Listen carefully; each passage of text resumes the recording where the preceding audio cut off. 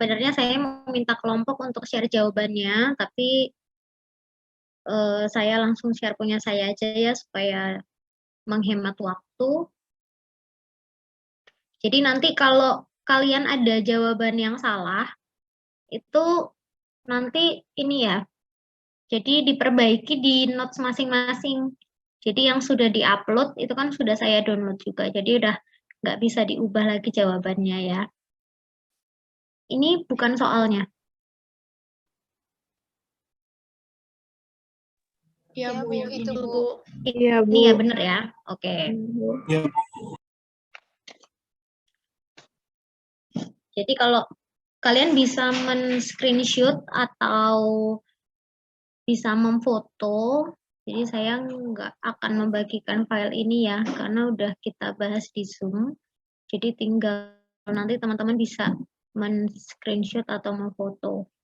Ya, soal pertama ini yang harga sahamnya 7.500, lalu dividennya 1.000 ya. Nah, aliran kasnya dibayarkan pada akhir periode, tingkat keuntungan yang disyaratkannya 15%. Harga sahamnya dapat Rp7.391 ya. Lalu nomor 2 ini juga relatif mudah, ini dividennya konstan diterima Rp500. Saham dipegang hingga jangka waktu tidak terhingga. Nah, ini kemarin kita udah belajar bahwa untuk saham yang dipegang selamanya itu variansnya ada 3 ya. Jadi bentuk dividennya bisa konstan, pertumbuhan dividennya konstan, bisa tidak konstan ya, bisa berbeda misalnya 5 tahun pertama dengan 5 tahun selanjutnya itu bisa berbeda. Nah, ini harga sahamnya dapat 3.333. Lalu ini soal nomor 3, dividennya 2.500. Saham diperkirakan akan tumbuh dengan tingkat pertumbuhan 10%. Nah, tingkat keuntungan yang disyaratkan 20%, harga untuk saham tersebut. Nah, harganya berarti tinggal 1 plus tingkat pertumbuhannya berapa, lalu tingkat dibagi dengan tingkat keuntungan yang sudah dikurangi dengan tingkat pertumbuhan ya. Itu soalnya, maaf, rumusnya sudah ada di buku Mamduh halaman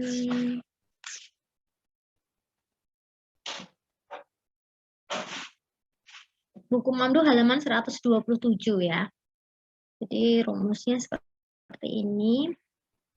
Nah, nomor 4 ini kita masukkan ke rumus present value ya. Yang kita mau cari adalah tingkat keuntungannya.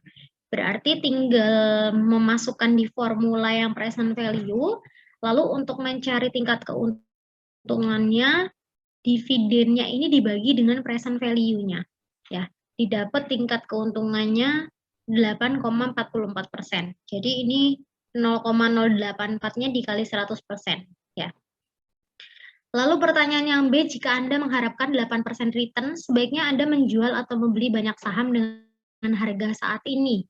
Nah, ini kita, jadi kalau untuk jual beli saham itu memang faktor yang mempengaruhi itu luas ya. Jadi faktor yang mempengaruhi luas, tetapi ini yang ditanyakan itu adalah dari sisi return-nya.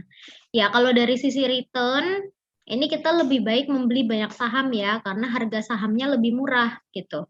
Karena harga sahamnya itu adalah 38.500. Kalau kita return-nya 8%, harga sahamnya itu 40.625 begitu.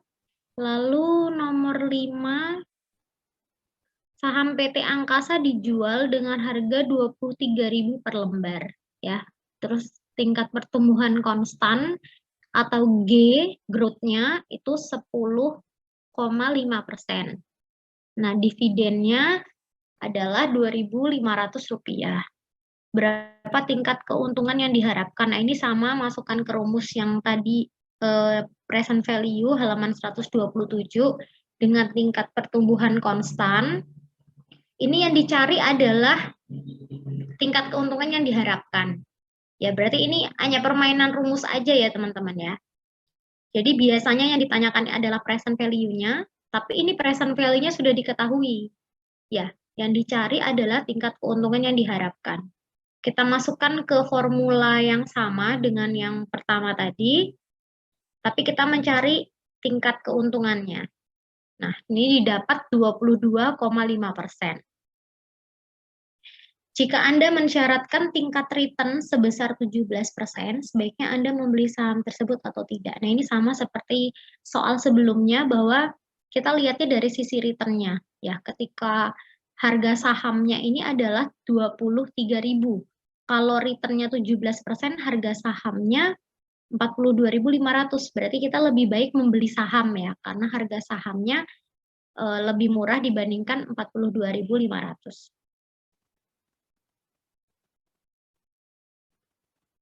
Oke, ini nomor 6. Nah, nomor 6 ini belum kita bahas ya, teman-teman ya. Kemarin sempat nggak kita bahas? Karena di kelas yang satu sudah kita bahas. Sudah, Bu. Sempat.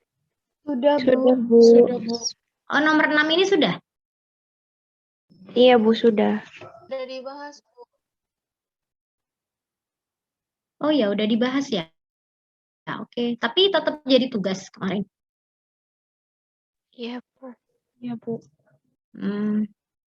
Berarti saya yang lupa ya. Oke, kalau yang ini, ya kemarin itu untuk, mungkin saya ulangin aja ya. Jadi dia ini variasi yang ketiga ya dari saham yang dipegang selamanya. Jadi tingkat pertumbuhan dividennya ini selama 5 tahun pertama itu sama-sama sebesar 12%. Ya, lalu untuk tahun selanjutnya itu ada konstan ya, tingkat pertumbuhannya tuh konstan tumbuh selama 5%. Nah, kalau begini kita memakai 2 kali cara, teman-teman ya, 3. Pertama kita ngitung present value 5 tahun pertama, lalu yang kedua kita menghitung present value untuk tahun-tahun selanjutnya dengan dividen tumbuh 5% selamanya ini. Lalu kita menjumlahkan nih present value yang 5 tahun pertama tadi dengan tingkat pertumbuhan dividen 12%, ditambahkan dengan yang selanjutnya yang selamanya. Gitu ya. Nah, untuk yang tingkat pertumbuhan dividen 12%, kita harus mencari aliran dividennya. Ya kan? Aliran dividennya, kita lihat dividen yang kita terima berapa. Dividen yang kita terima adalah Rp500. Nah, ini kita tulis aja dividennya Rp500 semua kan. Lalu tingkat pertumbuhan dividennya berapa? Tingkat pertumbuhan dividennya adalah 12%. Nah, untuk mencari aliran dividennya berarti masukkan ke rumus future value ya. Jadi ini 500 dikali 1 plus 0,12 pangkat 1 untuk tahun pertama. Sampai tahun yang kelima ini pangkatnya menjadi pangkat 5. Lalu karena kita mau mencari harga saat ini, berarti kita harus mendiskontokan. Jadi kita mencari present value-nya. Kalau yang tadi ini future value-nya, kita cari present value-nya. Jadi present value-nya ini kita mencari dengan interest factor. Interest factor yang kita gunakan itu yang tingkat keuntungannya disyaratkan ini, yang 15%. Nah, kita cari interest factor-nya berapa, lalu kita diskontokan, kita kalikan aliran dividen tadi dengan interest factor atau diskon factor-nya. Dapat present value aliran kas. Nah, present value aliran kas untuk masing-masing tahun ini lalu kita jumlahkan, kita dapat 2.311. Ketika kita mau mencari untuk tahun selanjutnya, ini kan ada dividen tumbuh 5% ya teman-teman. Jadi dividen tumbuh 5% selamanya. Ketika kita mau mencari untuk start di tahun ke-6, kita lihat dulu pertumbuhan naik 5% dari 881 ini. Berarti 881 dikalikan 1,05 karena naik 5%. Ya, atau 881 ditambah 881 kali 0,05. Hasilnya adalah 925. Nah, 925 ini kan masih future value. Ya. Maaf, 925 ini kan baru dividen di tahun ke-6. Kita mau cari yang tumbuh selamanya. Kita masukkan ke bagaimana mencari aliran dividen yang tumbuh selamanya. Berarti yang varian yang kedua. Ya, yang T0 sama dengan dividen dibagi tingkat keuntungan dikurangi growth.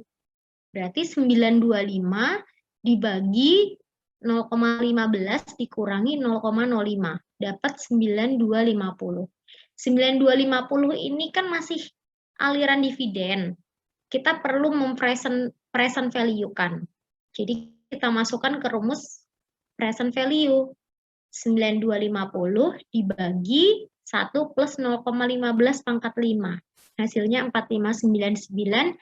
Lalu harga sahamnya berarti kita jumlahkan 2311 dijumlahkan dengan 4599. Hasilnya adalah 6910. Begitu. Sampai sini apakah sudah jelas? Boleh saya mau nanya Bu, kalau yang return itu pakai caranya yang mana Bu? Yang mana? Yang 4B sama 5B.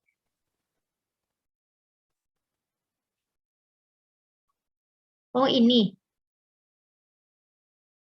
Iya Bu.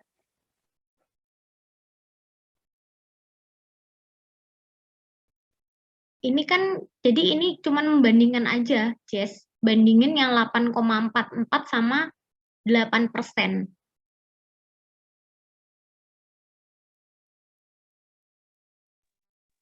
Cuma bandingin doang ya Bu, berarti nggak usah dicari.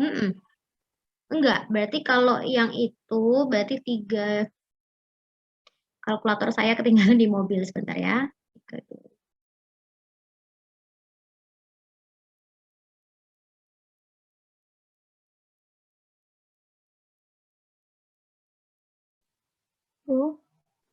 Sebentar.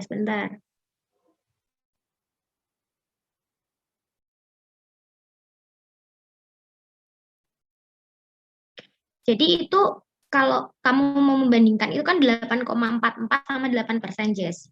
Nah, kalau kita mau nyari present value-nya lagi, harga sahamnya lagi, berarti kan yang pertama 3250 dibagi dengan 0,084 atau dibagi dengan 8,44%.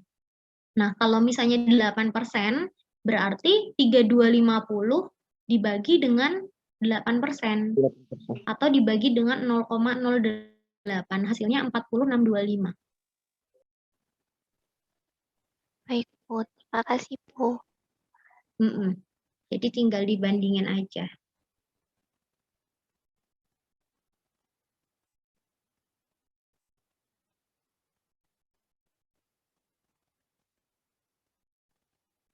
Saya ngomongnya agak pelan-pelan ya, karena agak pusing dari pagi ngomong terus. Saya ngomongnya terlalu cepat atau pas, teman-teman? Pas, Bu. Pas ya, oke. Oke, masih ada yang mau ditanyakan? Bu, berarti yang nomor 5 itu yang bagian B-nya itu perbandingannya sama seperti nomor 4 ya, Bu? Sama. Berarti kalau 17 berarti kita cari aja. Ini saya pakai handphone karena kalkulatornya ketinggalan. Berarti 2.500 dikalikan 1 plus 17%, berarti 1,17 ya, kali 1,17, lalu dibagi dengan 0,075. Masukkan ke rumus itu coba. Berarti 1 plus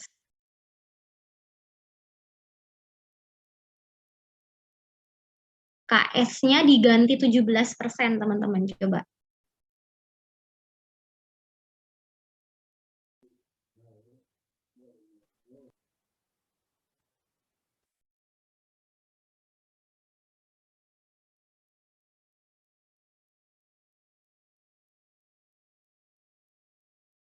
Nah, 0,065 ya. Berarti 2.500 dikalikan 1,0 1,105 dibagi 0,065. Hasilnya 42.500. Jadi tinggal KS-nya diganti 17% aja. Nanti harga sahamnya, kita tahu harga sahamnya berapa.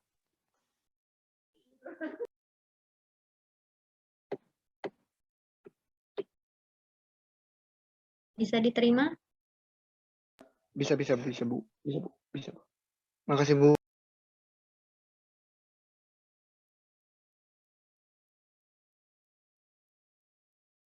Oke. Yang nomor 6 ini udah jelas ya? Ya, Bu. Oke.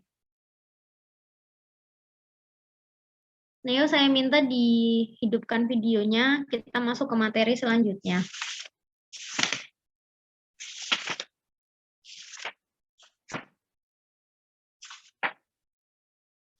Oke, materi selanjutnya ini teman-teman kelompok itu sudah membuat ringkasan yang sangat baik ya. Tapi saya pakai PowerPoint saya aja dulu ya. Jadi yang dari kelompok itu bisa dibaca karena itu sudah lengkap juga. Cuman yang saya ini sudah dengan latihan soalnya ya. Jadi kita nanti langsung masuk ke latihan soal. Oke. Saya tuh mau minta hidupkan videonya supaya saya nggak lupa wajahnya ya teman-teman ya. Apalagi kita belum pernah tatapan, belum pernah ketemu ya, belum pernah ngobrol langsung. Jadi supaya saya ingat, oh ini mahasiswa saya gitu. Nanti kalau ketemu di jalan atau apa, jadi kalian sapa aja, nggak apa-apa. Ya, jadi oh ini mahasiswa saya ya, kayak Alfonsa, Daniela, ya mungkin yang jarang menghidupkan video. Ya kalau yang suka ngidupin video, biasanya yang saya hafal itu juga yang suka nge-WA ya. Kalau koordinator kelas itu ya, selalu nanyain tuh ya, kalian harus banyak-banyak terima kasih ya sama Jessica ya, karena dia mengkoordinator tugas-tugas kalian. Supaya pada nggak lupa ya. Lalu juga Jesslyn Alvina. Nah, ini saya lupa nih kalau oh ada mahasiswa saya namanya Jesslyn Alvina gitu. Kan kadang jadi lupa ya. Aurelia Areta 1. Saya kaget, saya pikir kamu pakai ini loh, suster. Apa hordeng birunya tuh saya pikir kayak pakai jubah. Saya pikir suster. Karena dulu pas tahun-tahun 2018-19 itu di kelas saya manggil-manggil nama gitu kan, manggil-manggil nama ternyata dia bruder gitu. Jadi takut terus sering juga dalam satu kelas tuh ada susternya. Jadi nggak cuman masyarakat awam seperti kalian ya, kadang surprise tiba-tiba ada suster gitu. Tapi kalau suster kan memang pakai apa namanya, kerudung ya, apa sih namanya kalau penutup kepala itu? Ya itulah kerudung suster itu kan. Saya pikir tadi Areta pakai kerudung, di belakangnya ternyata hordeng. Karena kamu seperti suster Areta.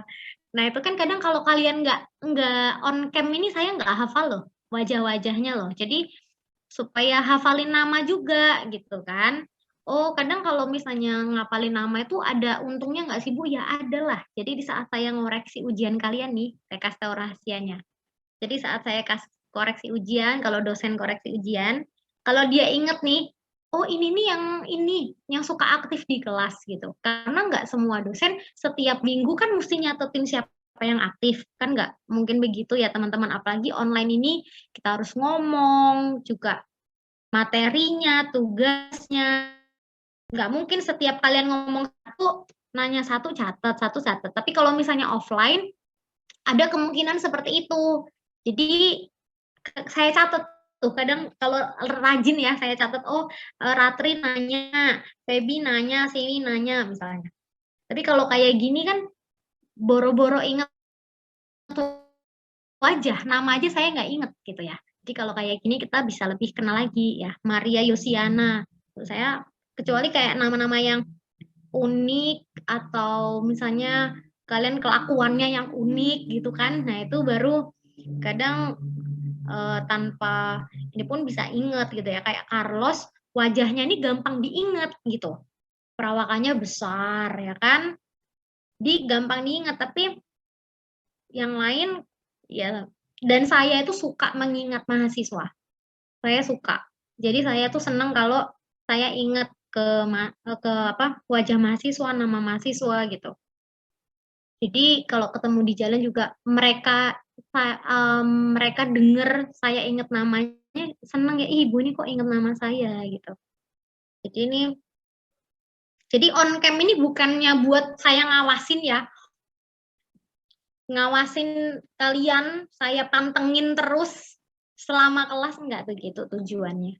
Jadi tujuan yang baik ya, tujuan yang baik supaya juga saling mengenal ya. Lalu Feby, nah nama Feby banyak banget. Dari zaman dulu saya ngajar itu udah banyak banget nama Feby, mungkin dah karena bulan Februari lahir langsung dikasih nama Feby gitu ya, mungkin orang tuanya ya, jadi banyak. Nah, Clara ini juga termasuk wajahnya agak banyak yang mirip ya. Wajah Clara ini termasuk ya, mohon maaf ya, maksudnya bukan pasaran ya, tapi maksudnya tipe-tipe wajahnya itu banyak yang mirip seperti kamu. Nggak tahu kalau misalnya ketemu aslinya mungkin beda, tapi kalau di Zoom ini kayak ini. Nah, kayak Jesslyn ini kan lumayan unik juga ya. Lalu Cindy, ya apalagi Cindy, namanya juga banyak banget Cindy. Jadi mesti, nah ini kan mukanya cuma setengah. Coba Cindy, kamu angkat lagi mukanya biar saya ingat. Nah, oh, saya pikir pendek ya, ternyata tinggi dia ya. Ternyata tinggi. Nah gitu loh teman-teman. Jadi ada untungnya loh kalian itu on cam. Jadi show off sama dosen itu tuh kalian tuh jangan sembunyi-sembunyi. Itu akan merugikan kalian. Ini rahasia nih. Sama dosen itu tuh justru kalian tuh harus show off bagaimana supaya dosen itu kenal kalian. Jadi jangan takut ditunjuk, jangan takut nanti kalau saya on cam berarti nanti kalau ada pertanyaan saya nih yang ditunjuk. Jangan negative thinking dulu gitu kan. Jadi rahasianya dosen itu, apalagi dosen-dosen yang senior ya, kalau dosen-dosen senior itu biasanya susah banget ngapal. Jadi dalam satu kelas paling yang diingat cuma 1, 2. Rugi kan kalian kalau misalnya kalian tuh udah aktif segala macam tapi ternyata kalian tuh nggak diingat loh namanya gitu. Sebenarnya kalian tuh bisa loh mengerjakan, tapi karena kalian pernah show off dalam tanda kutip, nggak pernah ini loh Pak saya bisa, ini loh Bu saya bisa jawab, tapi karena kalian nggak pernah ngomong, kami tuh bukan dukun teman-teman. Jadi dosen itu ngelihat ya cuman hasil ujian kalian nantinya. Tapi kalau kalian dalam aktivitas per minggu seperti ini bisa menunjukkan keaktifan yang sampai dikenal, nah itu nanti bisa ada poin khusus tuh. Jadi oh ini nih aktif anaknya. Karena penilaian itu ujian itu kan paling cuma 20%, 20%. Lainnya tugas kan. Jadi ayolah mulai show off, jangan menyembunyikan diri. Ya, jangan sembunyi. Nah, itu jurusnya. Itu saya kasih tahu dari sekarang ya. Jadi jangan sembunyi. Kalau saya sebenarnya kalau di kelas itu memang harus pakai baju berkerah. Tapi karena kita ini online, ya oke lah saya masih memaklumi yang pakai kaos gitu ya. Tapi ya sebenarnya juga jangan sambil tidur-tiduran. Mungkin juga untuk menghindari seperti itu ya. Jangan sambil tidur-tiduran. Supaya apa? Supaya konsen. Jadi supaya kalian tuh fokus belajarnya gitu. Agustina, sehat Agustina? Mana nih Agustina?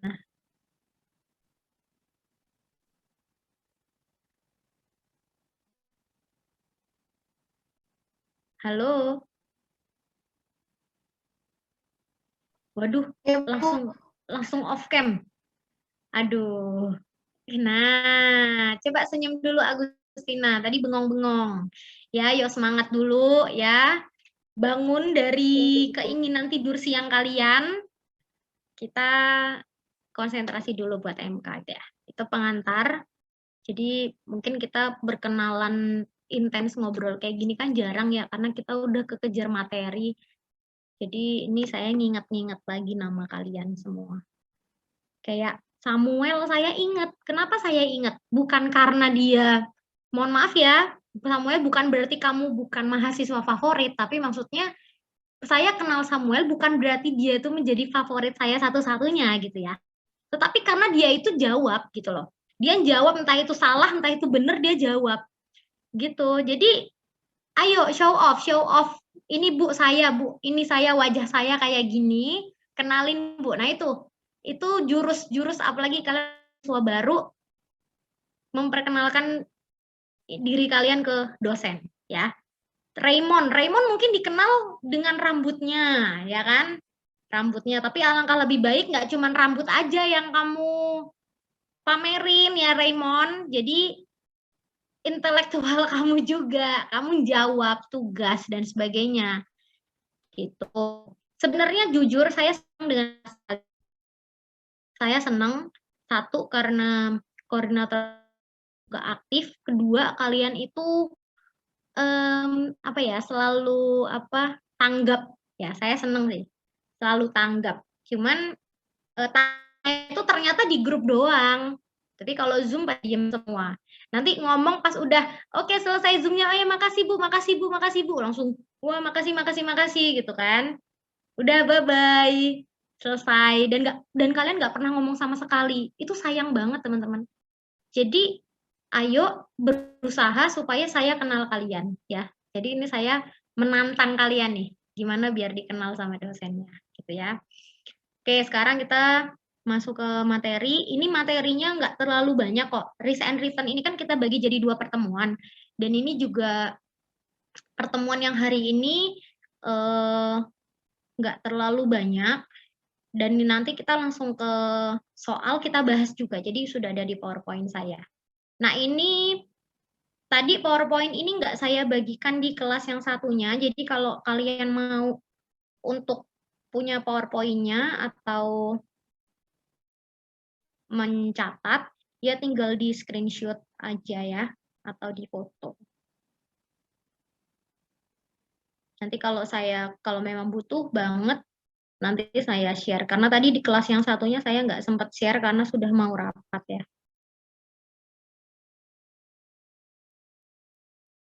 Sudah muncul di kalian kah? Sudah, Bu. Sudah ya, oke. Untuk yang pakai kuota, saya izinkan untuk off cam, tapi janji kalau bakal konsentrasi ya, karena ini kalau materi ini kalian nggak konsen, nanti ujiannya bakal banyak salah gitu, karena ini butuh konsentrasi ngerjain tugasnya, ngerjain soalnya. Oke, kita masuk ke materi return and risiko. Nah, di sini di awal pertemuan manajemen keuangan itu saya jelaskan tentang peran dari manajer keuangan ya. Peran dari manajer keuangan itu untuk decision making. Jadi decision making peran dia itu untuk pendanaan, investasi dan sebagainya. Nah, hasil akhir dari tugas seorang manajer keuangan itu nantinya ingin memaksimalkan nilai perusahaan. Nilai perusahaan itu dilihat dari apa? Bagaimana kita tahu nilai perusahaan itu bagus? Nah, kita lihat dari aliran kasnya. Ya, aliran kas yang positif. Jadi, nilai perusahaan yang baik itu bisa dilihat dari aliran kas yang positif. Positif ini dalam arti apa, Bu? Positif ini bisa dilihat dari 3 sisi. Ya, pertama adalah besaran kasnya. Jadi, semakin besar kas yang kita terima, berarti aliran kasnya semakin baik. Ya, diingat-ingat lagi materi yang sebelum-sebelumnya. Lalu yang kedua adalah timingnya atau waktu perolehannya. Kalian sama-sama mau dapat 1 juta, tapi 1 jutanya pilih hari ini atau setahun lagi. Hari ini, kenapa? Karena nilai uang hari ini 1 juta lebih besar dibanding 1 juta di 1 tahun mendatang. Nah, itu kita kemarin tentang timing waktu perolehan ini kita sudah belajar di nilai waktu uang ya. Jadi future value, present value, kita udah belajar ini. Nah, sekarang kita masuk ke yang ketiga ini teman-teman, yaitu resiko. Ya, nah disinilah kita mau belajar tentang risiko dan return. Nah, risiko dan return yang mau kita pelajarin di sini ini terkait dengan aset. Ya, dengan asetnya. Jadi aset itu bisa dalam bentuk saham, bisa dalam bentuk obligasi, surat berharga, begitu ya. Nah, kita masuk, jadi return dan risiko di sini masuk ke bagian ketiga dari 3 dimensi aliran kas yang di awal tadi. Nah, 2 pokok bahasan di dalam return dan risiko ini ada 2, teman-teman. Yang pertama, return dan risiko dalam perhitungan dasar. Yang kedua, return dan risiko dalam konteks portofolio. Jadi dalam bedanya apa?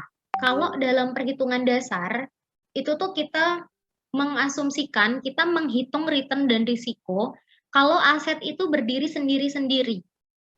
Ya, jadi kita punya aset A, kita punya aset B, kita anggap itu berdiri sendiri-sendiri, kita mau ngitung return dan risikonya.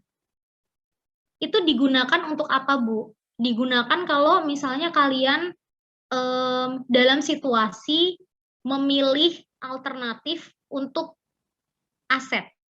Jadi kalau misalnya kalian ada 2 pilihan aset, yang mau kalian ambil itu yang mana sih? Tentu saja yang mau kita ambil itu yang return-nya lebih besar, risikonya lebih kecil gitu kan? Nah, kita ngitung nih return dan risiko kalau aset itu berdiri sendiri-sendiri. Jadi dicatat bahwa return dan risiko ini bisa dalam dasarnya adalah aset berdiri sendiri-sendiri atau return dan risiko dalam konteks portofolio. Jadi kalau konteksnya tuh di portofolio itu adalah gabungan beberapa aset. Jadi berapa return dan risiko kalau aset A dan B itu kita miliki. Kita gabungkan. Kita punya keduanya nih, aset A dan aset B. Lalu kita mau menghitung return dan risikonya kalau aset itu digabungkan. Gitu. Karena ketika dia berdiri sendiri-sendiri itu kita bisa menghitung return dan risikonya. Ketika dia digabungkan, kita pun bisa menghitung return dan risikonya. Nah, di sini nanti kita mana? Apakah kita beli aset A saja atau kita beli aset B saja atau sebenarnya kalau kita gabungkan kita beli keduanya itu juga menguntungkan. Gitu ya. Sampai sini paham ya? Jadi bisa berdiri sendiri-sendiri dan bisa dalam konteks portofolio. Jadi kalau misalnya ada soal yang ditanyakan adalah dalam konteks portofolio berarti dia return dan risiko yang kedua aset itu digabungkan. Nah, di sini kalian belajarnya cukup 2 aset aja ya, cukup 2 aset aja. Jadi kita batasi. Jadi batasannya itu kita belajar tentang kalau 2 aset itu digabungkan ya. Nah, sekarang kita masuk ke return dan risiko dalam penghitungan dasar. Penghitungan dasar ini tadi berarti berdiri sendiri-sendiri, ya kan? Berdiri sendiri-sendiri. Kita masuk ke contohnya. Ilustrasinya seperti ini, teman-teman ya. Seorang investor misalnya dihadapkan pada 2 pilihan investasi, yaitu ada aset Y dan aset Z. Terus ada muncul informasi, ya kan? Jadi kalau kita mau ngambil keputusan itu kan mesti ada informasinya. Kalau nggak ada informasinya kita nggak tahu kita mau ngambil yang mana ya. Nah, ini informasinya, ini probability kondisi ketika beberapa kondisi yang bisa terjadi ya. Jadi kita bisa dalam kondisi sangat baik kalau kita memiliki aset itu, kita bisa dalam kondisi baik, bisa normal, bisa jelek, bisa sangat jelek. Ternyata setelah dicari informasinya, probability-nya itu ternyata seimbang, teman-teman. Dalam 5 kondisi ini probability-nya sama, 0,2. Jadi kalau 0,2 dikalikan 5 ini kan udah 1 ya. Jadi ini probability-nya dalam 5 kondisi ini seimbang. Jadi 0,2 semua nih. Nah, untuk aset Y dan aset Z di dalam kondisi-kondisi tersebut ada informasi return-nya. Ya, jadi persennya ini adalah return. Ya, 25%, 15% itu adalah return-nya. Jadi ini adalah informasi awal yang kita punya. Kita punya informasi mengenai nama asetnya apa, kondisinya bagaimana saja kalau kita memiliki aset tersebut, dan return yang kita miliki berapa untuk masing-masing aset.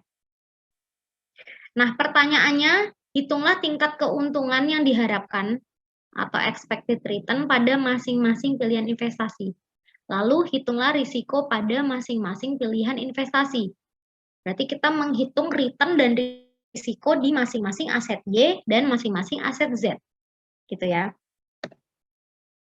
Nah, di sini untuk tingkat keuntungan yang diharapkan, yang expected return, untuk masing-masing pilihan investasi. Pertama, kita cari yang aset Y. Aset Y kita lihat kan ada return-nya nih, 25% sampai 2% ya, untuk masing-masing kondisi. Nah, di saat kita mau menghitung expected return-nya, itu kita kalikan probability-nya dengan return di masing-masing kondisinya. Kita jumlahkan masing-masing. Berarti ini 0,2 ya, dikalikan 25%, ditambah 0,2 dikalikan 15%, lalu ditambah 0,2 kali 10%, dan selanjutnya. Itu return, expected return yang aset Y. Ya, expected return itu nanti kita singkat E besar dalam kurung R besar. Kalau kita lagi ngomongin aset Y berarti R besar Y gitu ya. Berarti expected return aset Y. Nah, setelah kita masukkan ke formula, kita dapat hasilnya adalah 0,114. 0,114 itu kita kalikan 100%, kita peroleh 11,4%. Nah, ini sambil kalian catat di buku ya. Kalian catat di buku, return aset Y sama dengan 11,4%. Karena ini akan kita pakai untuk selanjutnya nanti di portofolio, teman-teman. Jadi ini coba kalian catat, return aset Y sama dengan 11,4%. Gitu ya. Nah, untuk aset Z, expected return-nya berapa? Caranya sama. Kita kalikan probability masing-masing kondisi itu dengan return di masing-masing kondisi. Berarti 0,2 sama seperti aset Y, 0,2 dikalikan 15%, ditambah 0,2 kali 8%, ditambah 0,2 kali 10%, dan seterusnya. Tuh. Setelah kita jumlahkan masing-masing kondisi ini, kita peroleh hasilnya adalah 0,084. Nah, 0,084 itu kita kalikan 100%. Ya, hasilnya adalah 8,4%. Di sini yang harus teman-teman ingat bahwa risiko dan return yang kita cari ini dalam satuan persen. Ya, jadi dalam satuan persen. Oke, sampai sini bisa dipahami, teman-teman? Bisa, Bu. Bisa, Bu. Oke. Bisa kita lanjutkan berarti ya. Kita sekarang ngomongin risikonya. Nah, di sini soalnya hitunglah risiko pada masing-masing pilihan investasi. Risiko untuk aset yang berdiri sendiri-sendiri, kita menghitungnya tuh dari standar deviasi return-nya. Makanya tadi saya bilang return-nya kalian catat, teman-teman. Return-nya kalian catat, gitu ya. Tadi return-nya adalah 11,4 dan 8,4. Ya. Nah, standar deviasi return itu apa? Standar deviasi return itu kita lihat selisih antara return masing-masing kondisi, kita kurangkan dengan return saham itu secara keseluruhan. Tadi return saham secara keseluruhan kan 11,4 ya. Berarti 0,2 probability-nya dikali 25 yang ini aset Y kondisi sangat baik, dikurangi tadi return yang Y 11,4. Jadi semuanya ini kita kurangkan dengan 11,4. Lalu dikuadratkan. Misalnya 10 dikurangi 11,4 kan hasilnya negatif, ya. Tapi karena kita kuadratkan, otomatis hasilnya tuh nggak akan ada yang negatif, teman-teman. Ya, hasilnya positif 0,392. Jadi kita selisihkan return masing-masing kondisi ini dengan return tadi di awal yang return saham Y yang 11,4. Karena ini kita kuadratkan, berarti hasilnya itu harus kita cari akarnya. Ya, berarti 65,84 itu kita akarkan, dapat 8,11%.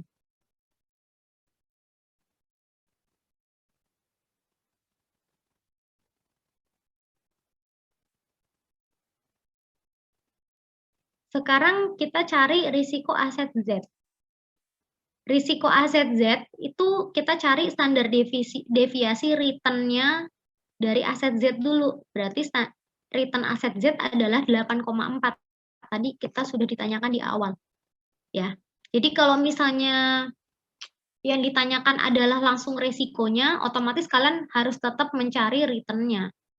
Ya, return-nya adalah 8,4. Kita selisihkan juga dengan return di masing-masing kondisi di setiap aset ya. Setiap kondisi tadi. Kondisi yang sangat baik, probability-nya 0,2. Return-nya 15. Tadi dapat return yang Z-nya ini seluruhnya 8,4. Berarti 15% dikurangi 8,4. Nih. Dikuadratkan.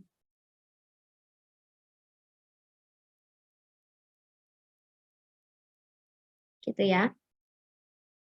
Karena ini dikuadratkan semua, tadi hasilnya kita peroleh 15,44 ya. Jadi kita akarkan. Kita akarkan 15,44 dapat 3,93%.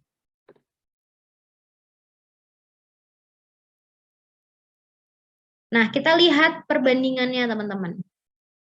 Tadi return-nya adalah 11,4 dan 8,4. Lalu risikonya berapa? 8,11 dan 3,93.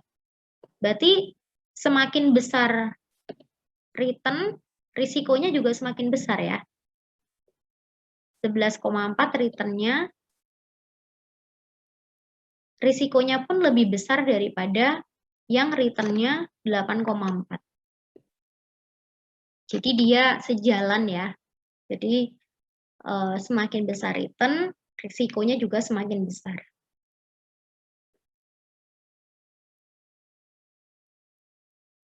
Sampai sini ada yang mau ditanyakan?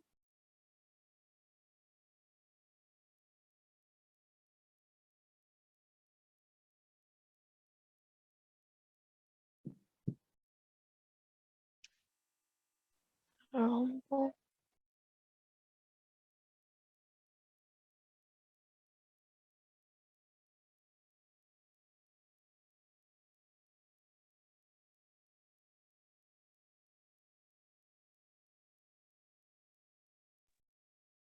Apa dia mau ditanyakan? Belum, Bu. Belum ya? Jelas ya? Iya, Bu. Iya, Bu. Oke. Jadi ini adalah contoh yang penghitungan dasar. Penghitungan dasar yang asetnya berdiri sendiri-sendiri. Ya. Jadi mencari risiko aset berdiri sendiri itu kita juga melihat dari standar deviasi return-nya. Itu yang penghitungan dasar, bagian yang pertama di topik return dan risiko. Lalu selanjutnya bagaimana return dan risiko kalau dalam konteks portofolio. Ya. Berarti saham itu digabungkan, teman-teman. Tapi walaupun saham itu digabungkan, kalian akan tetap pakai informasi mengenai yang return masing-masing saham. Jadi bedanya adalah begini. Kalau resiko tadi, resiko yang penghitungan dasar ini kan kita pakai return yang saham berdiri sendiri-sendiri. Tapi kalau misalnya kita nyari return portofolio, kita juga masih menggunakan informasi mengenai return yang saham itu berdiri sendiri-sendiri. Ya, kita masuk ke contoh soalnya.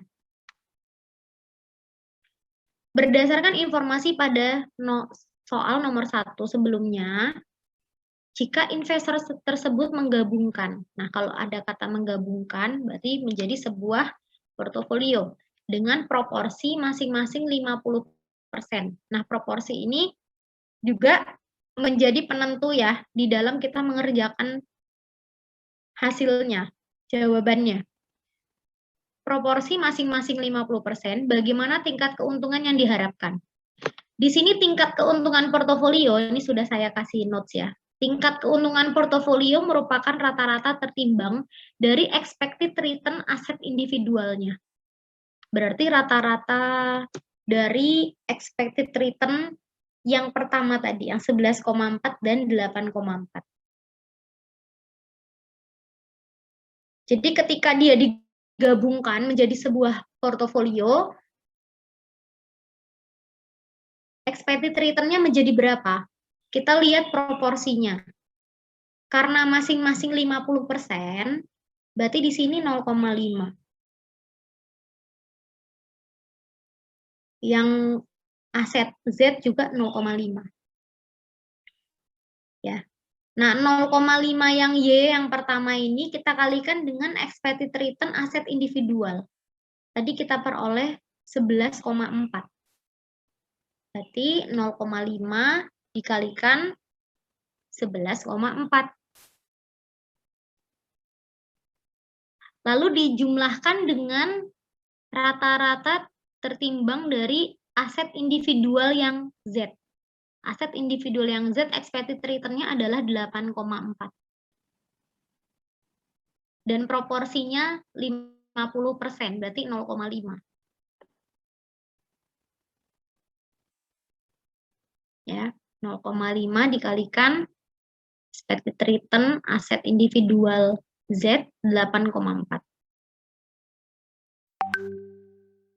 Ketika kita masukkan ke rumus formula ini, expected return portofolionya menjadi 9,9%.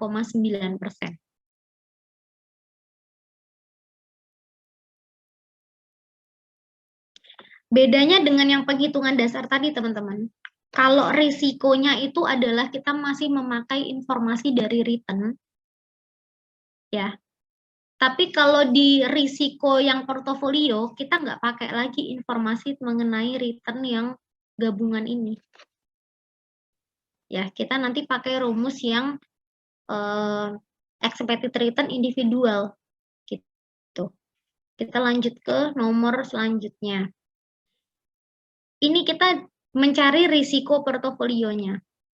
Ya, jika investor tersebut menggabungkan aset Y dan Z menjadi sebuah portofolio dengan proporsi masing-masing 50%, bagaimana risiko portofolio tersebut?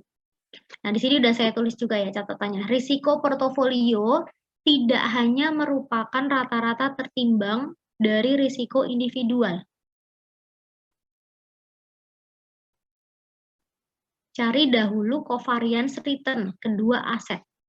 Nah, di sini tadi informasi yang awal itu kan yang tabel 1, 2, 3, 4 nih teman-teman. Ya, kondisinya ada 5 kondisi kan. Lalu ada probability-nya.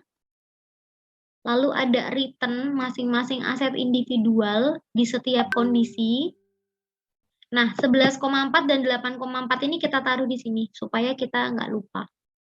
Ya, jadi 11,4 itu adalah expected return aset Y, kita tulis 11,4.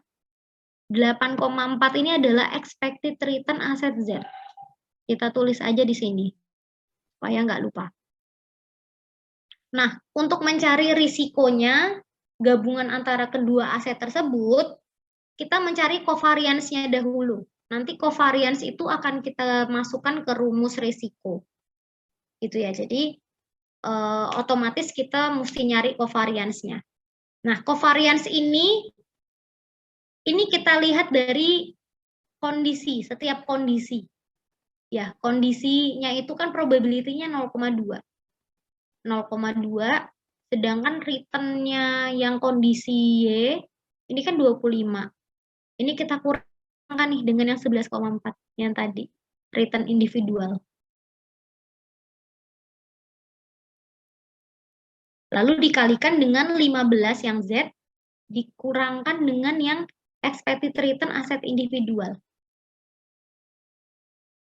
Jadi masing-masing ini kita mesti cari, teman-teman. Nah, karena rumusnya seperti ini, dia tidak dikuadratkan kan.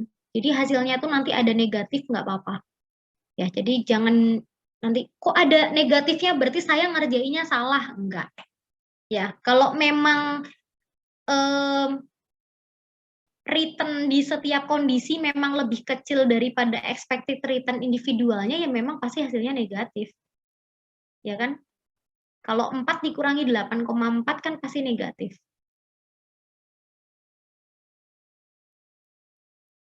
Gitu. Nah, ini ketika kita cari satu persatu, kita jumlahkan ini, totalin semuanya. Kita totalkan semuanya. Kita peroleh covariance-nya adalah 29,24. Nah, ini nanti yang kita gunakan, teman-teman. 29,24 ini kita pakai di dalam rumus resiko.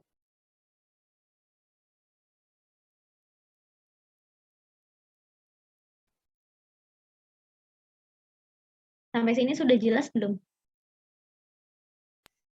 Bu, saya ingin bertanya, Bu. Raymond. Itu kan di hasil covariance Y dan X, Y dan Z-nya itu kan ada nilai min-nya kan, Bu? Itu apakah mempengaruhi dengan kondisi dari portofolio sahamnya itu, Bu? Terkait dengan Y dan Z? Enggak, itu cuman kita gunakan untuk nyari covariance aja. Oh.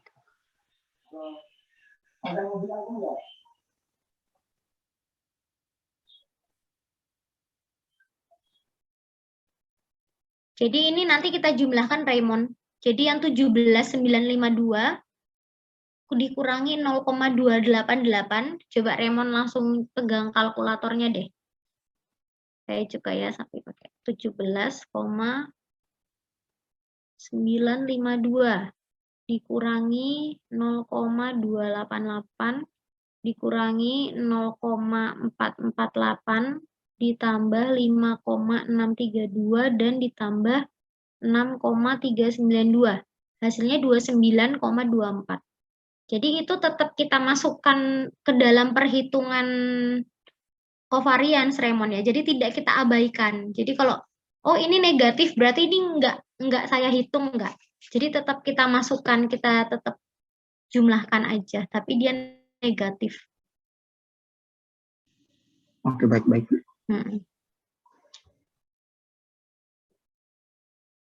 Bu mau tanya. Yang di probabilitas itu satunya itu caranya gimana, Bu? Satu ini? Iya. Kita jumlahkan 0,2 kali 5.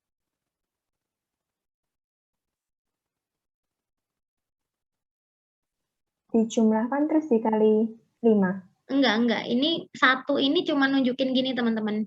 Jadi kalau kita itu mau beli aset, kalau misalnya ada 5 kondisi ini kan harus menunjukkan keseluruhan kondisi yang akan kita peroleh. Jadi proporsinya itu harus 100% gitu istilahnya.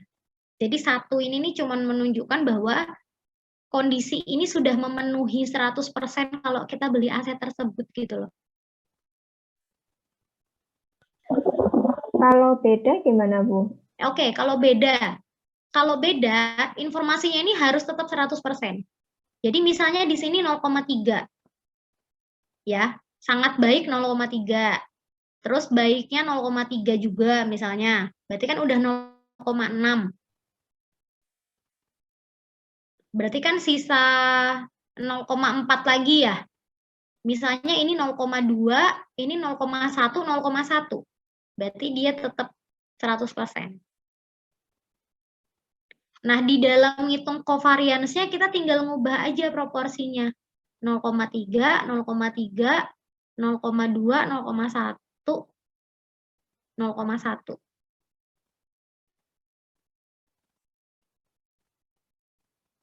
Terima kasih, Bu. Oke. Bu, mau tanya, Bu. Mm-mm.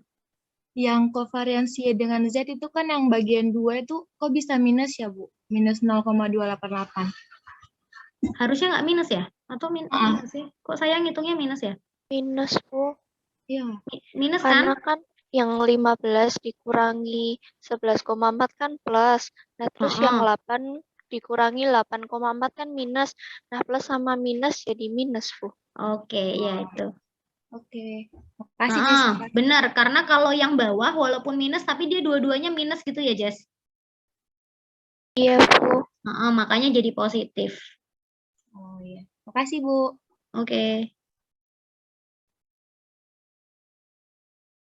Jadi sambil kalian tes juga ngitung ya. Bener nggak? Karena saya nyarinya segitu hasilnya.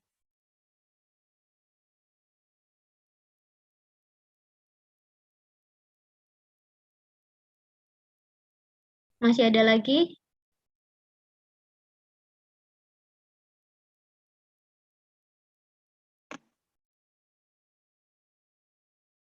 Bisa kita lanjutkan ya. Nah, setelah kita dapat covariance ini, kita masuk untuk mencari variance-nya. Ya. Nah, variance ini kita memakai risiko yang masing-masing tadi, teman-teman. Yang pertama tadi, yang 8, pertama ini. Makanya tadi saya suruh catat ini ya. Risiko individual ini. Risiko individual ini kita masih pakai untuk mencari risiko yang portofolio.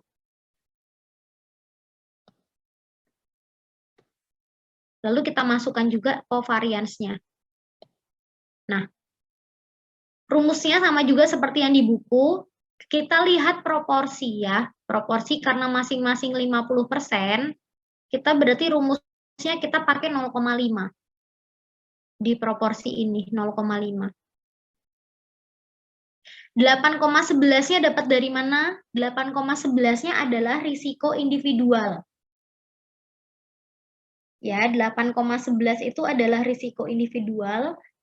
Aset Y, 3,93 itu adalah risiko individual aset Z.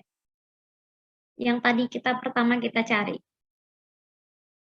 Nah, di sini 29,24-nya ini adalah covariance yang tadi kita cari. Kita masukkan ke rumus ini. Bu, bagaimana kalau komposisinya itu bukan 50%, 50%? Kita sesuaikan aja. Kalau misalnya 40-60, misalnya yang Y 40, Z-nya 60, berarti di sini 0,4, lalu yang di belakang ini 0,6, lalu yang di sini 0,4 dan 0,6. Gitu ya. Jadi ini menyesuaikan aja dengan informasi yang mau kalian cari. Misalnya, kan sekarang saya menanyakan nih risiko kalau komposisinya 50%. Nah, kalian bisa nyari ini sekarang. Kalau misalnya saya tanyakan komposisinya adalah 40%, 60%. Nah, itu tinggal kalian masukkan aja. 0,4 kuadrat dikali 8,11 kuadrat ya, ditambah 0,6 kuadrat dan sebagainya. Lalu ditambah 2 kali 0,4, 0,6 dikali covariance.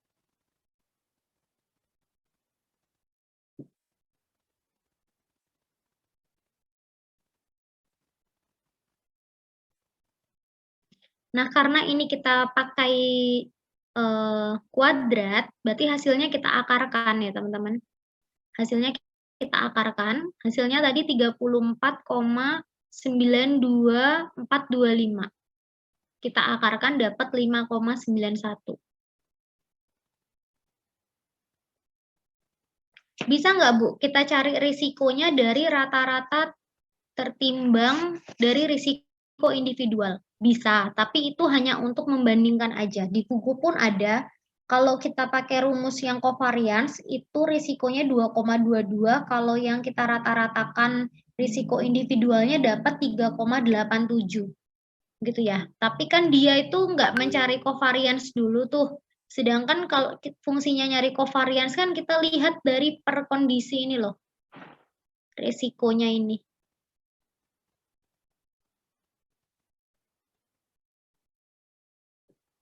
Jadi itu cuman buat membandingkan aja ya. Jadi kalau kalian mengerjakan soal mencari risiko, otomatis menggunakan cara yang covariance, bukan yang dirata-ratakan ya. Rata-ratakan itu hanya buat perbandingan aja.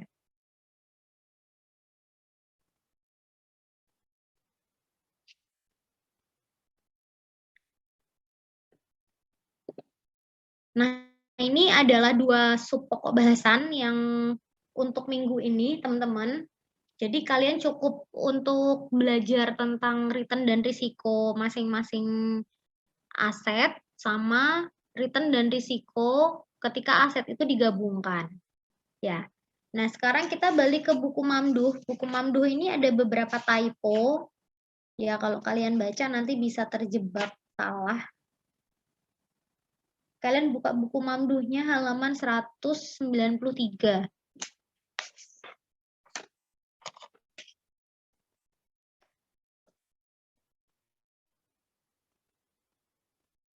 Apakah sudah semua? Sudah, Bu. Sudah ya. Nah, buku Mamduh halaman 193 itu untuk mencari variansnya itu kita lihat yang A dulu coba. Yang A itu kan di buku 0,25 ya, sedangkan probability-nya kan 0,20. Berarti 0,25-nya kita ganti semua 0,20, teman-teman. Sama yang B juga 0,25, hasil seharusnya 0,20 ya. Jadi kalian ganti di buku masing-masing, itu salah ya, bukan 0,25. Nah, itu 0,20. Lalu, Bu, kenapa pangkat setengah? Pangkat setengah itu sama dengan diakarkan ya. Jadi kalau kita tadi kita pangkatkan 2, mau kita akarkan, berarti kita pangkatkan setengah. Artinya gitu. Jadi setengah itu maksudnya kita akarkan.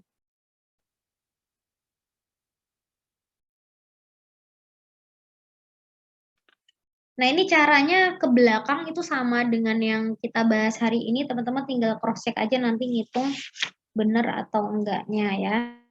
Lalu ke halaman 196.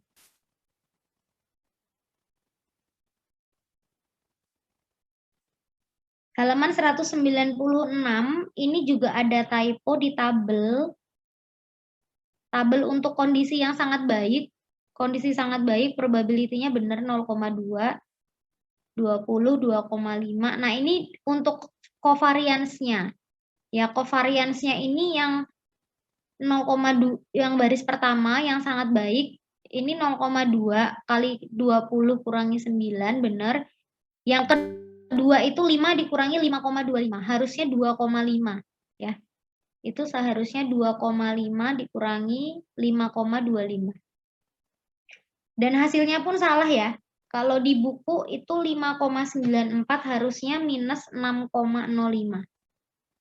Teman-teman juga bisa sambil ngitung di kalkulator. Berarti ini 0,2 dikali 11.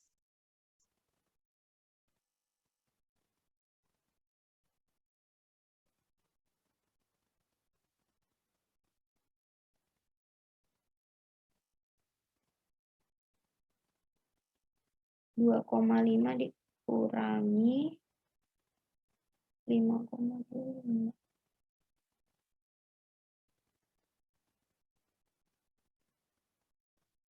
Ya, hasilnya minus 6,05 ya. Nah, lalu untuk yang return-nya itu tidak usah khawatir ya. Kalau yang di depan itu kan memang hasilnya kan 9% sama 5,2. Ya kan, 9% sama 5,2, tapi di sini 5,25. nggak apa-apa ya, itu mungkin hanya salah soal aja. Tapi kalau misalnya kalian mau nyari covariance-nya, nyari sendiri, kalau dia 5,2 juga boleh. Nanti tinggal dilihat hasilnya sama nggak, variansnya sama nggak 2,22 ya. Bisa sambil dicoba. Kalau return-nya itu kan harusnya 5,2 tuh, bukan 5,25.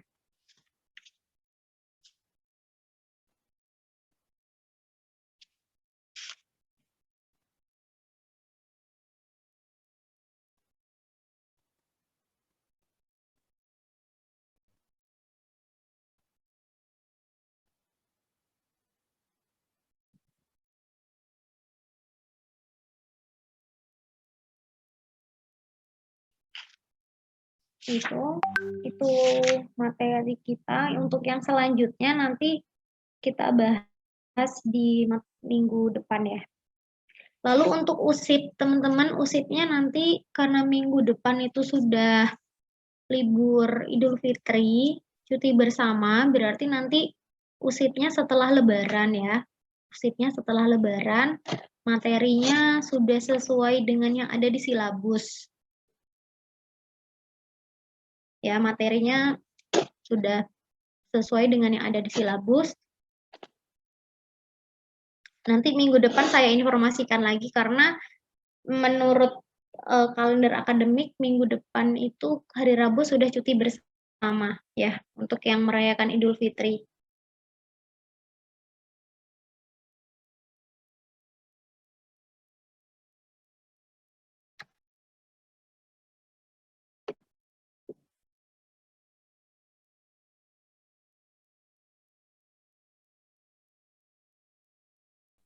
Gitu.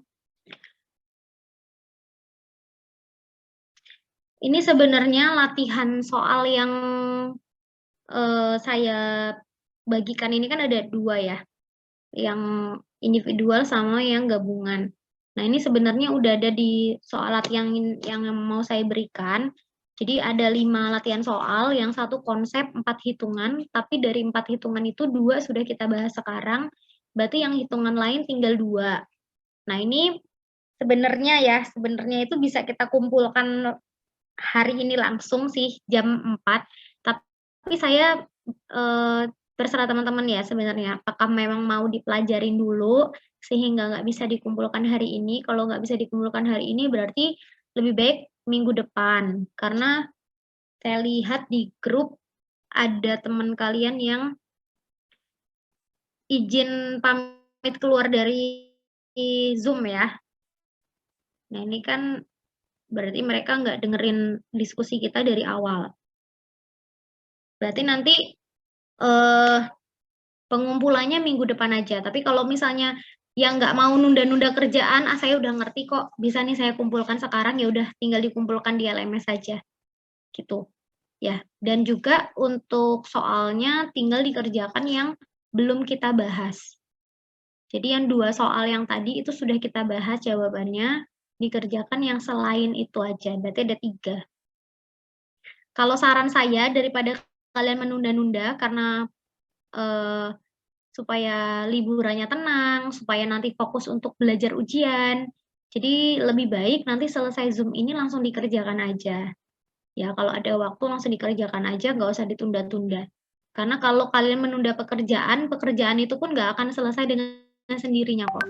Tetap kalian juga yang harus mengerjakan ya. Dan ini dikerjakan secara individu. Ya, jadi tidak secara berkelompok. Saya minta kerjakan secara individu. Kecuali misalnya ada teman kalian yang nggak masuk di Zoom, terus dia minta diajarin, ya kalian nggak apa-apa ngajarin. Gitu. Cara pengerjaannya sama dengan yang di buku, cuman yang di buku tadi ada beberapa typo.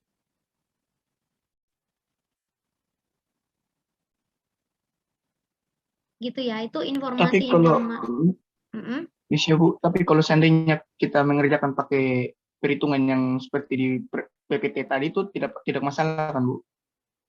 Nggak masalah, nggak masalah. Maksudnya memang saya nyuruhnya pakai cara lain, Raymond.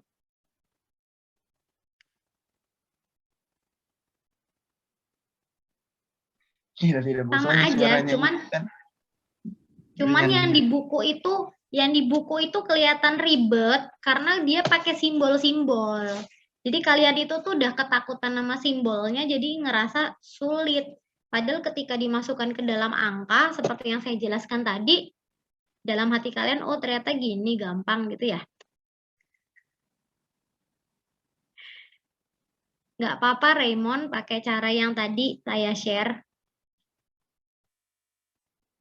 Berarti langsung angkanya aja ya, Bu? Boleh kalau mau sekalian dengan rumus panjangnya, mau langsung angkanya juga nggak apa-apa.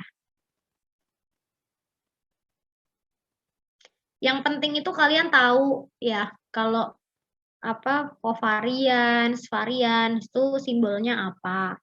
Terus kalau expected return, kalau saya tadi kan di PowerPoint saya langsung nulis aset Y, aset Z. Karena ya udah otomatis dalam pikiran saya yaitu lagi ngomongin expected return. Tapi kalau misalnya mau nulis yang benernya ya memang harusnya pakai simbol E dalam kurung RY gitu ya. Expected return aset Y, expected return aset Z. Gitu.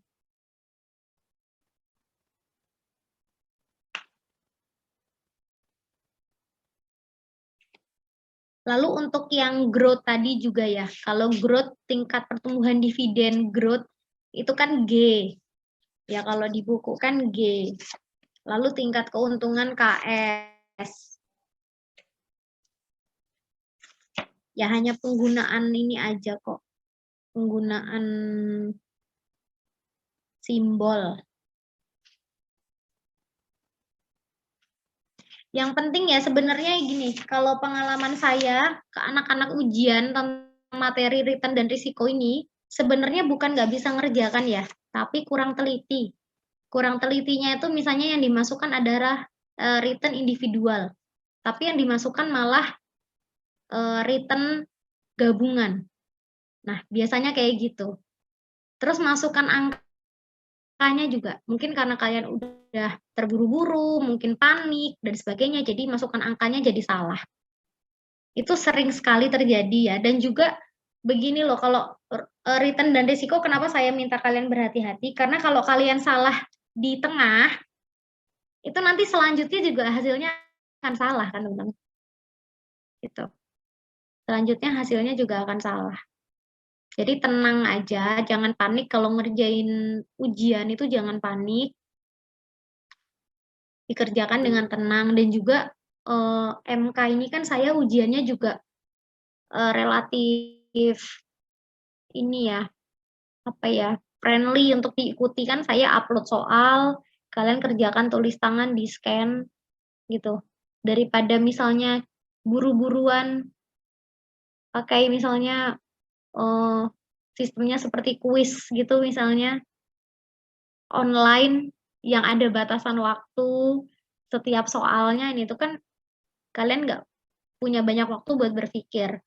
Tapi kan kalau misalnya upload soal di scan itu kan kalian soal yang satu belum bisa dikerjakan, kalian bisa lompat ke soal lainnya gitu ya. Karena memang kalau MK ini kalau saya mau bikin seperti metode pilihan ganda atau misalnya mau menjawab di online langsung di aplikasinya itu lumayan kesulitan juga gitu ya, karena sistem pengerjaannya juga agak panjang gitu, misalnya dalam bentuk tabel. Belum kalian harus mencari interest factor ya. Mencari interest factor aja kadang masih suka salah. Yang annuity, PVIVA dengan PVIV. Future value annuity, future value yang non-annuity itu aja masih mencarinya kalau terburu-buru bisa salah ya.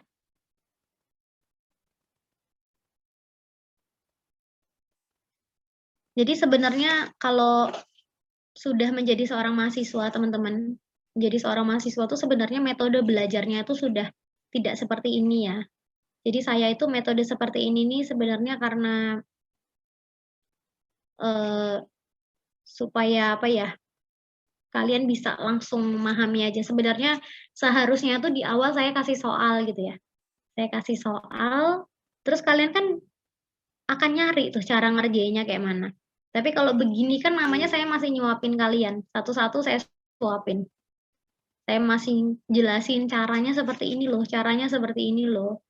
Nah, ini sebenarnya bukan metode yang baik karena tidak memancing kalian untuk mencari tahu gitu ya. Cuman kondisinya seperti ini, keterbatasan waktu juga, otomatis saya juga harus seperti ini gitu ya. Jadi mohon kerjasamanya juga karena saya sudah menyuapi kalian gitu. Jadi kalian juga coba kalau misalnya dikasih latihan soal, dikerjakan dengan sebaik mungkin ya, sesuai dengan apa yang sudah kita diskusikan tadi gitu. Next-nya misalnya kita masih berjodoh untuk bertemu di mata kuliah selanjutnya. Misalnya semester 3. Semester 3 kan akuntansi biaya. Akuntansi biaya itu kan dosanya nggak cuma saya.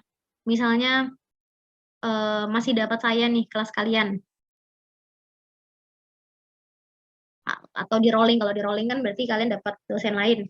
Ya, coba nanti kita upgrade metode belajarnya ya. Walaupun kalau akuntansi biaya juga di kelas biasanya masih membahas soal seperti ini. Tapi kalau kelas offline itu enaknya misalnya saya kasih soal.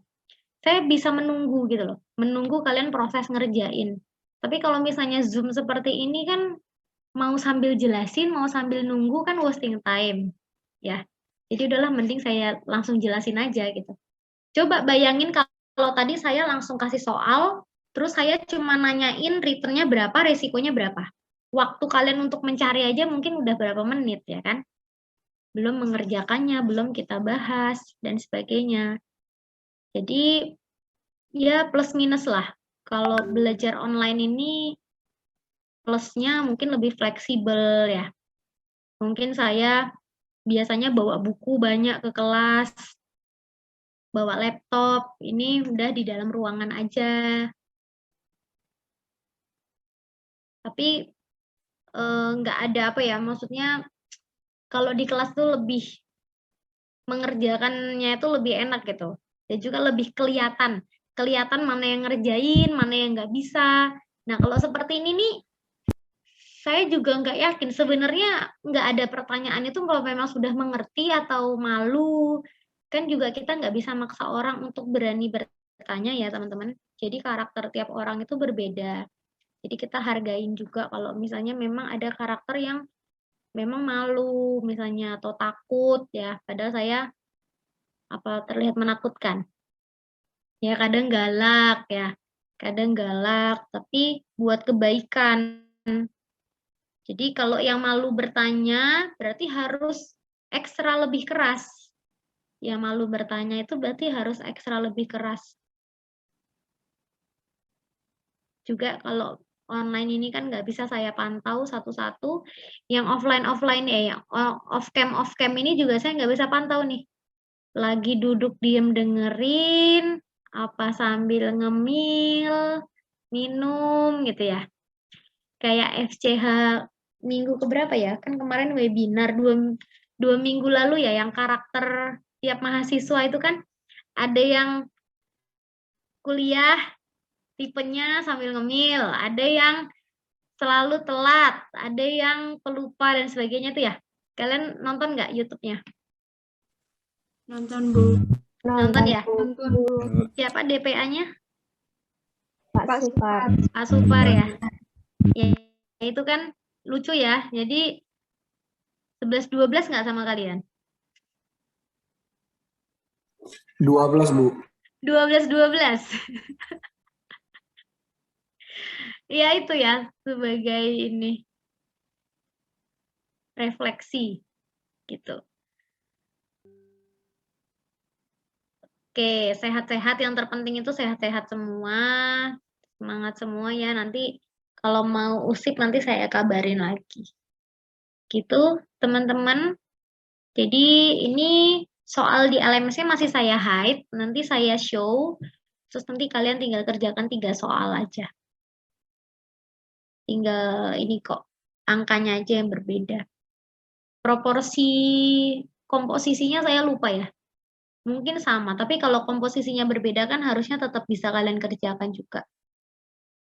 Gitu. saya sudahi Zoom-nya hari ini, berarti tugas kalian adalah meng-download soal yang ada di LMS. Saya kasih waktu seminggu, ya. Jangan sampai lupa mengerjakan. Terus juga selamat Idul Fitri bagi yang merayakan Idul Fitri. Ya, mohon maaf lahir dan batin.